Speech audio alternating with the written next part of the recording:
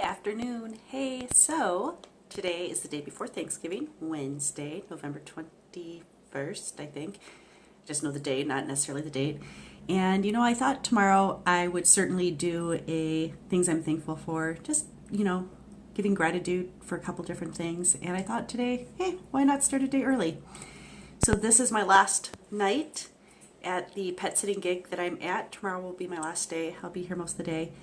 And today I had a gal from TaskRabbit come by to clean the bathroom and the kitchen and stuff, so that way I can focus more on client work and the house will still be nice and clean when the owners come home tomorrow. And so today I am super thankful for the gal who did all the cleaning, and because I knew she was going to be coming, I did actually start the whole starting to pack up process.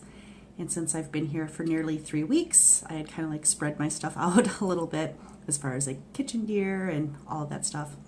So super grateful for the gal from TaskRabbit, and I am really grateful for services such as TaskRabbit, because otherwise I would have had a really hard time. I probably would have ended up doing it myself since it's just a one-off gig essentially.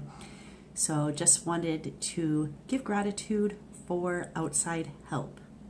And I would love if you left a comment on this video just stating something you're grateful for.